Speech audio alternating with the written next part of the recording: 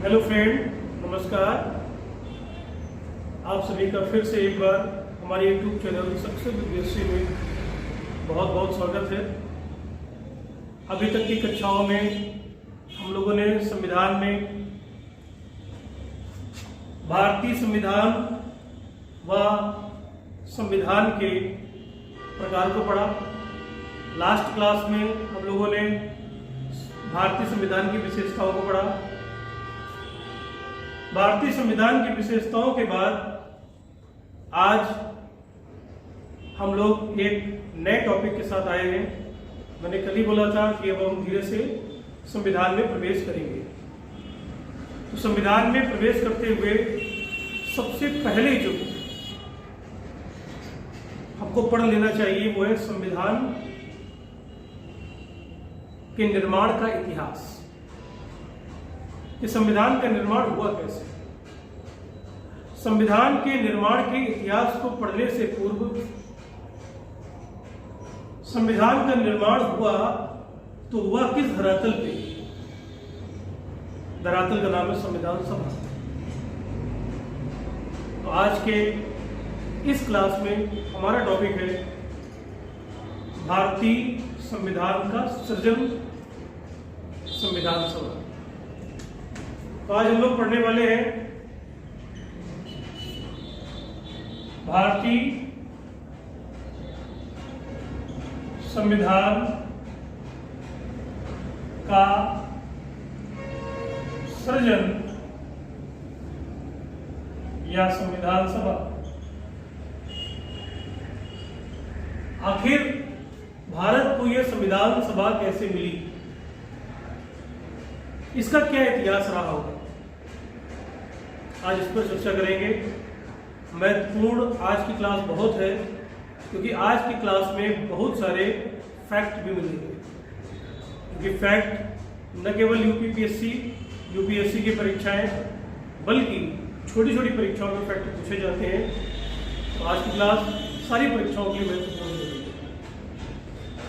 तो भारतीय संविधान के सृजन में सबसे पहले अगर देखें तो 1934 में एमएन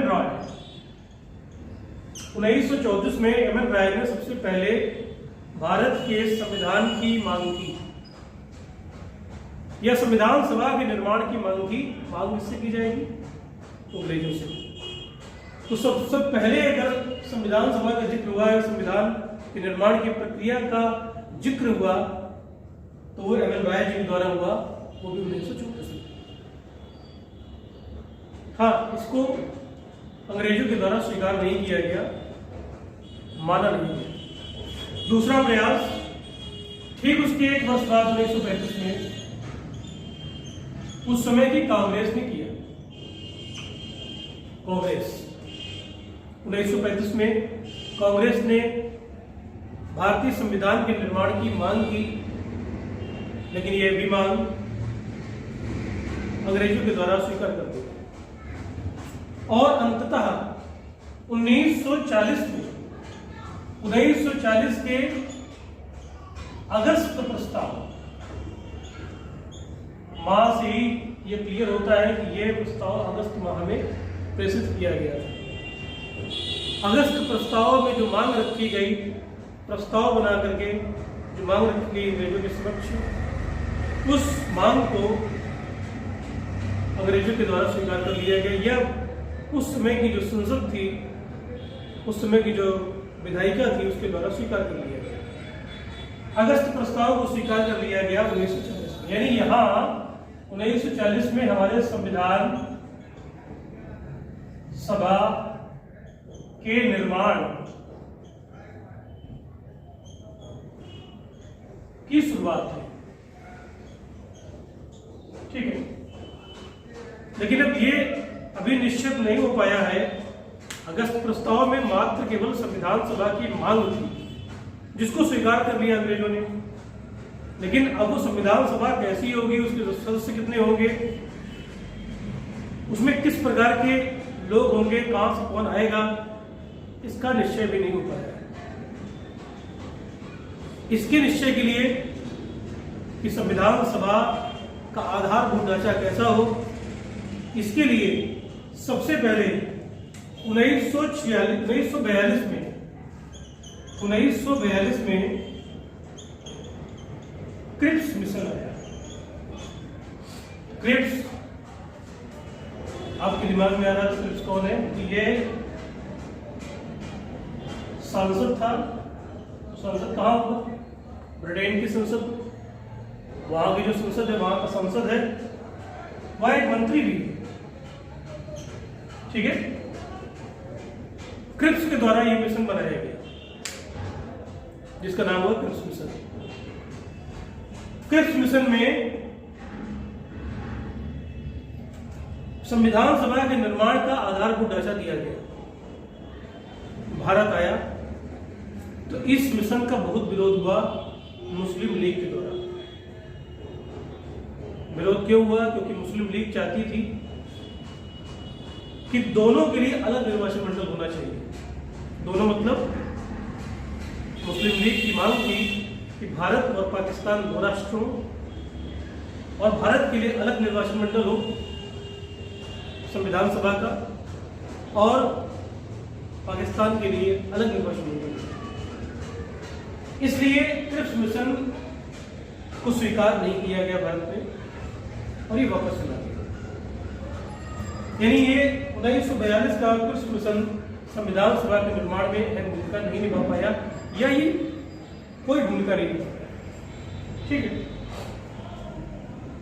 क्रिप्स मिशन के बाद दूसरा जो पॉइंट आया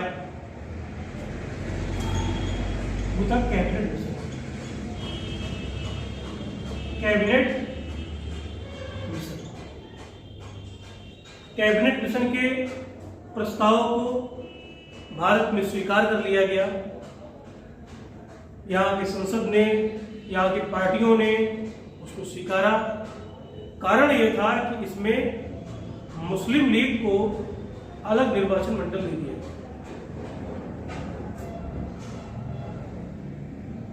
तो संविधान तो मिलने वाला है, लेकिन कहीं ना कहीं फूट भी पड़ने वाली है। तो 1946 का जो कैबिनेट मिशन है उसमें 2 निर्वाचन मंडल हुए। इसमें पृथक होगा मुस्लिम लीग के लिए और शेष भारत के लिए कैसे, ठीक है। तो कैबिनेट मिशन के द्वारा जो निर्णय किया गया वो कुल ये बताया गया कि संविधान सभा में जितने सदस्य होंगे उनकी कुल संख्या 389 होगी। संख्या बताई गई कैबिनेट मिशन के द्वारा।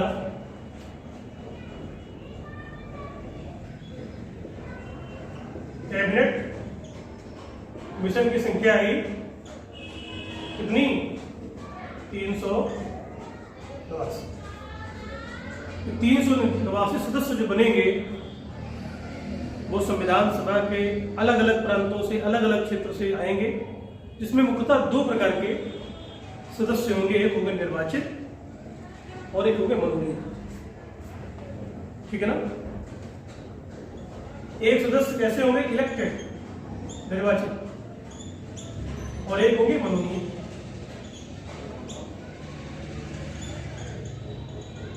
एक होंगे नॉमिनेट, ठीक है। तो 389 सदस्यों में से कुछ को चुना जाएगा, कुछ का निर्वाचन जनता के द्वारा किया जाएगा और कुछ का मनोनयन किया जाएगा। तो अब कैसे निर्धारित होगा कि किसका निर्वाचन किया जाएगा, किसका मनोनयन किया जाएगा? तो उस समय जिन प्रांतों पर अंग्रेज की सत्ता थी, अंग्रेजों की सत्ता थी, उसको कहते थे ब्रिटिश प्रांत, ब्रिटिश प्रोविंस। ऐसे प्रांतों में सदस्यों का निर्वाचन होगा और जहां पर ब्रिटिश की सत्ता नहीं है, जिनको हम देसी रियासतें कहते थे, वहां से सदस्यों का मनोनयन किया, ठीक है। तो अंतर स्पष्ट हो गया कि इलेक्टेड कहां से होंगे, जो ब्रिटिश प्रांत है, ब्रिटिश प्रांत से, और नॉमिनेटेड कहां से होंगे, तो देशीय रियासतों से, देशीय रियासतों से मनोनयन किया जाएगा। और इलेक्शन कहां से होगा, तो ब्रिटिश प्रांत से।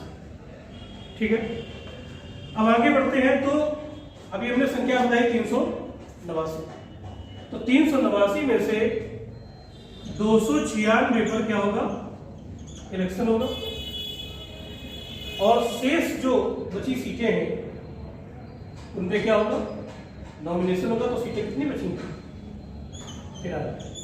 ठीक है, तो 93 सीटों पर क्या होगा, नॉमिनेशन होगा। 296 पर निर्वाचन होगा।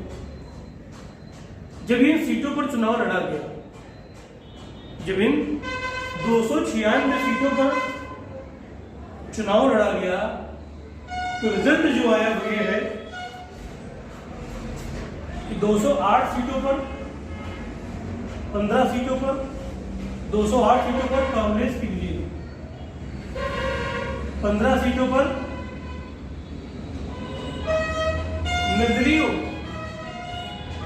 निर्दलीय लोगों ने जीत हासिल की। तो यहां पर देखा जाए तो अब जितनी सीटें बच रही हैं वो होगी मुस्लिम लीग के खाते में। तो मुस्लिम लीग के खाते में कितनी सीटें आ रही हैं, तो आप देख रहे हैं बच रहे हैं, तो 8 5 13 और 13 3 73। ठीक है, ये सीटें हो गई मुस्लिम लीग के हाथ में, ये हो गई निर्दलीयों के हाथ में। और इस तरीके से ये संविधान सभा के निर्माण के पहले सदस्यों का निर्वाचन हो गया। हाँ, एक बात आपको ये बतानी है कि जो 296 सीटें हैं, इसमें से 4 सीटें, जो 4 सीटें हैं वो रिजर्व है। 292 में जो 4 है, 296 में से जो 4 सीटें हैं, थोड़ा सा देखेंगे, 292 प्लस 4 है। ठीक है, तो 4 सीटें कमिश्नरेट की कहलाती थी, कमिश्नरेट। आपको शायद दिख रहा होगा, कि नहीं दिख रहा तो मैं थोड़ा सा इधर ले लेता हूँ। ठीक है ना, 292 सीटें, 296 सीटों में से 292 सीटें क्या हुई, ये आपकी ओपन है। और 4 सीटें कहाँ की हैं, कमिश्नरेट की। तो कमिश्नरेट में है कौन कौन कमिश्नरेट, एक तो आगे दिल्ली आपका, ठीक है, दूसरा क्या है, अजमेर मारवाड़, ठीक है, तीसरी कौन सीट है, पूर्व, और चौथी सीट कौन सी है, तो ये है ब्रिटिश बलूचिस्तान की, ब्रिटिश बलूचिस्तान। ठीक है, तो इस प्रकार से 296 जो सीटें हैं उसमें भी 4 सीटें ये कमिश्नरेट की, और 292 जो सीटें हैं उसमें यहाँ पर निर्वाचन होगा। इसी में से वो भी शामिल है। ठीक है ना, क्लियर। तो कहने का मतलब ये है कि इस प्रकार से संविधान सभा के निर्माण के पहले एक चुनाव हुआ और उसमें इस तरीके के परिणाम आए। ठीक है, थोड़ी सी जगह बना लेते हैं। यहाँ से कैबिनेट मिशन को का काम पूरा हो जाता है, कैबिनेट मिशन का काम यहाँ से पूरा हो जाता है। और अब संविधान बनने की प्रक्रिया जो है, जो संविधान बनने की प्रक्रिया है वह गतिमान हो जाती है। हुआ क्या, अब जब संविधान, चूंकि कुछ सीटें उधर चली गई हैं मुस्लिम लीग के खाते में, और मुस्लिम लीग का उद्देश्य था एक पृथक राष्ट्र का वहां, आगे वो भी आएगा, पृथक राष्ट्र में बंटवारा हो जाएगा इसी में से। तो ठीक है, आगे बढ़ते हैं संविधान सभा के ऊपर। संविधान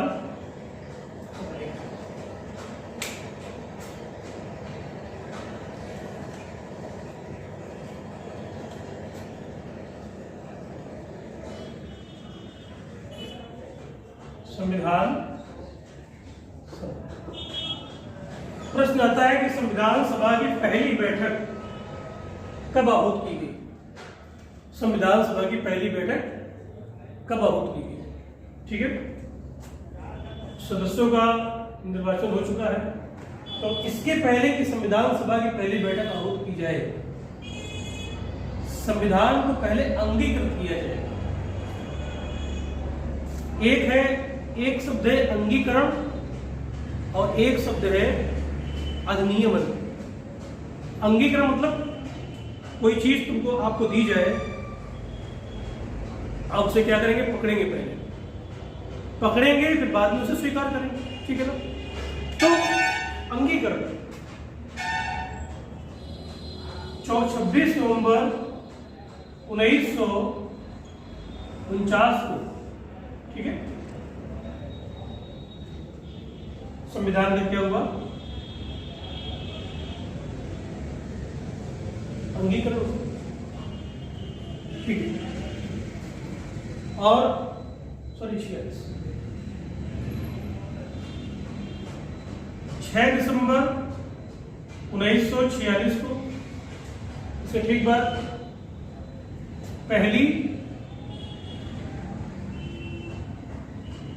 बैठक आहूत की गई, ठीक है। और 9 दिसंबर 1946 को 6 दिसंबर को क्या हो गया? सृजन हो गया इसका। और 9 दिसंबर 1946 को पहली बैठक आहूत, पहली बैठक। 6 दिसंबर को यह तय हो गया कि संविधान सभा में ये लोग हैं, और 9 दिसंबर को पहली बैठक आहूत की गई, जिसमें मात्र 211 सदस्यों ने हिस्सा लिया, जिसमें मात्र 211 सदस्यों ने हिस्सा लिया, ठीक है। तो इस प्रकार से संविधान सभा का अंगीकरण हुआ, सृजन हुआ और इसकी पहली बैठक आहूत। संविधान सभा की पहली बैठक आहूत होने के बाद, संविधान सभा की पहली बैठक आहूत होने के बाद जो निर्णय लिए गए वो विधिक सलाहकार बनाए गए। विधिक सलाहकार कौन बनाया गया? विधिक सलाहकार यहां बी.एन. राव को संविधान सभा का विधिक सलाहकार नियुक्त किया गया। इसके बाद दूसरा निर्णय लिया गया, उस सभा में सबसे वरिष्ठ जो सदस्य थे डॉक्टर सच्चिदानंद सिन्हा, डॉक्टर सच्चिदानंद सिन्हा, उनको सभा का अंतरिम सदस्य अध्यक्ष बना दिया गया। सभा का अंतरिम अध्यक्ष बना दिया। मैंने आपसे पहले ही कहा है कि आपको मेरी क्लास लेने से पहले एक कॉपी और एक पेन लेकर बैठना है। जितने भी फैक्ट आ रहे हैं सबको नोट डाउन करते रहना, बल्कि कुछ फैक्ट जो मैं नहीं लिख रहा हूं उनको भी आपको नोट करना है, ठीक है। तो डॉक्टर सच्चिदानंद सिन्हा को अंतरिम अध्यक्ष बनाया गया, ठीक। इसी में पंडित जवाहरलाल नेहरू, पंडित जवाहरलाल नेहरू, तो आपको याद आ रहा होगा जब कभी संविधान में पंडित जवाहरलाल नेहरू का जिक्र होता है तो जिक्र होता है उद्देश्य प्रस्ताव, क्योंकि पंडित जवाहरलाल नेहरू ही संविधान के पटल पर, संविधान सभा के पटल पर उद्देश्य प्रस्ताव को लाए, ठीक है। उद्देश्य प्रस्ताव कब लाए? तो 13 दिसंबर 1946, 13 दिसंबर 1946 को यह उद्देश्य प्रस्ताव लाए और 22 जनवरी 1947 को उद्देश्य प्रस्ताव संविधान सभा की पटल पर पारित हुआ। यही उद्देश्य प्रस्ताव भारत के बाद में, यही उद्देश्य प्रस्ताव बाद में भारत के संविधान की उद्देशिका बनी, प्रस्तावना बनी। ठीक है, तो ये नेहरू जी के द्वारा लाया गया उद्देश्य प्रस्ताव है। तारीख नोट करेंगे 13 दिसंबर 1946। और पारित कब हुआ? ये लाया गया, ये क्या हुआ, एज ए बिल आया और ये एज एक्ट हो गया। ठीक है ना, ये पारित हुआ यहाँ पर और यहाँ लाया गया। ठीक है, ये संविधान सभा के अंतर्गत जो घटनाएं घट रही हैं, जो महत्वपूर्ण प्रस्ताव आ रहे हैं, उन पर हम लोग चर्चा कर रहे हैं। इसके बाद देखा जाए तो थोड़ी जगह बनाते रहे, जिससे आपको दिखता है माउंटबेटन योजना क्या थी? माउंटबेटन योजना, माउंटबेटन योजना है। माउंटबेटन योजना का दूसरा नाम था जून योजना। कारण क्या रहा होगा? क्योंकि इसका ये जो लाई गई योजना, ये लाई गई थी 5 जून 1947 को माउंटबेटन प्लान। ठीक है ना, माउंटबेटन प्लान कब आया? 5 जून 1947। आपको पता है पहले ही बहुत ज्यादा भारत में इतिहास का ये टॉपिक है, मांग चल रही थी लगातार पाकिस्तान के बंटवारे की, भारत के बंटवारे की, भारत को 2 हिस्सों में बांटने की। तो माउंटबेटन प्लान के अंतर्गत ये प्रस्ताव लाया गया, जिसका भी अंगीकरण हो गया, जिसको भी स्वीकार कर लिया गया। जून प्लान को स्वीकार कर लिया गया और भारत को 2 हिस्सों में विभक्त कर दिया गया। यानी यहां से माउंटबेटन प्लान के बाद जो संविधान सभा थी उसका विघटन हो गया और संविधान सभा 2 हिस्सों में बढ़ गई। हो गई भारत की संविधान सभा, एक हो गई पाकिस्तान की संविधान सभा। ठीक है ना, बाद में देश की आजादी हुई, उसके पहले संविधान सभा के सदस्यों का बंटवारा कर दिया जाएगा। तो अभी जो पढ़ रहे थे वो थे सदस्यों की संख्या 389। क्या थी? 389 सदस्य यहाँ पर बैठ रहे थे। और अब जब भारत और पाक का बंटवारा हो गया तो पाकिस्तान के पास चले गए 90 सदस्य, शेष जो बचे 299 भारत के सदस्य, यानी भारत की संविधान सभा थोड़ी संकुचित हुई माउंटबेटन प्लान के बाद। ठीक है, तो ये आपको समझ में आ रहा है, मुझे पूरा विश्वास है। माउंटबेटन प्लान क्या था? तो इस प्लान का उद्देश्य भारत और पाकिस्तान का बंटवारा था और इस बंटवारे के अंतर्गत चूंकि हम संविधान पढ़ रहे हैं तो संविधान सभा का बंटवारा हो गया, सदस्यों का बंटवारा हो गया। एक चले गए 299 और एक हो गए 90। ठीक है, इसके बाद अब आएगी प्रारूप समिति। प्रारूप समिति ही वो समिति है जो समिति संविधान के निर्माण में मुख्य भूमिका निभाती है। संविधान का मसौदा कैसा होगा, संविधान का प्रपोजल क्या होगा, संविधान में कौन तथ्य होंगे, कौन अनुच्छेद होंगे, कौन भाग होंगे, ये पूरा ढांचा तैयार करने के लिए प्रारूप समिति का निर्माण किया गया। और इस समिति का निर्माण 29 अगस्त 1947। ठीक है, प्रारूप समिति में 7 सदस्य थे। प्रारूप समिति में कुछ सदस्य कितने थे? 7 सदस्य थे। ठीक है, प्रारूप समिति के अध्यक्ष कौन थे? डॉक्टर भीमराव अम्बेडकर इसके अध्यक्ष बनाए गए। बहुत ही विद्वान हैं, पढ़े लिखे हैं, पूरे संविधान के यही निर्माता हैं। तो 7 सदस्यों की जो टीम है उसमें से बाकी कौन है? ये मुंशी हैं,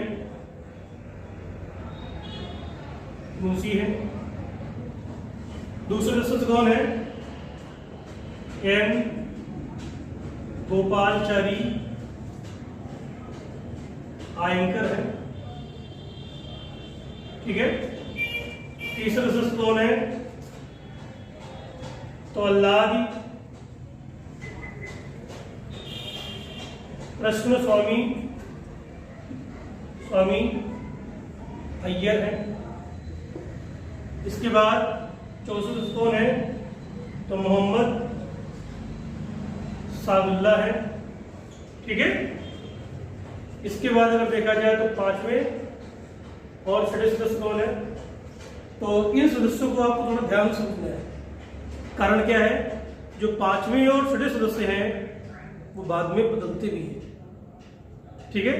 तो 5वें सदस्य कौन है आपके, और 6वें सदस्य कौन थे? तो डीपी खेतान। इसमें से बीएल मित्तल इस्तीफा दे देते हैं, तो जब बीएल मित्तल इस्तीफा दे देंगे तो चूंकि 7 सदस्यीय प्रारूप समिति है तो कोई ना कोई सदस्य तो आएगा ही। तो बीएल मित्तल की जगह एन माधवराव 5वें सदस्य बनते हैं। और संविधान सभा के ही दौरान, संविधान सभा के जो निर्णय लिए जा रहे हैं उसी दौरान, बैठकों के दौरान डीपी खेतान की मृत्यु हो जाती है। क्योंकि इनकी मृत्यु हो गई तो इनके स्थान पर भी कोई ना कोई सदस्य आएगा। तो इनके स्थान पर टीटी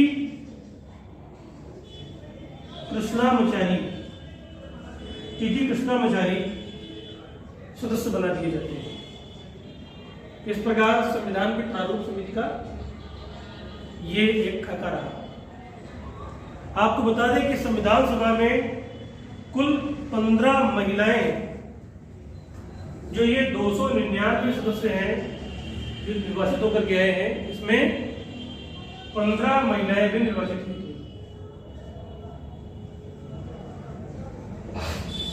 और 15 महिलाओं में से एक वो महिला जिन्होंने संविधान के निर्माण में भूमिका निभाई है, उनका नाम है बेगम एजाज, ठीक है। तो ये पॉइंट और आपको नोट कर रखना, लर्न करके रखना है। तो ये एक संविधान सभा के एक संक्षिप्त परिचय हुआ। नेक्स्ट क्लास में हम लोग संविधान के इतिहास को पढ़ेंगे कि संविधान किस तरीके से इस स्थिति में पहुंच पाया। आज के लिए अपना कमेंट दीजिए, आपको कैसी क्लास लगी,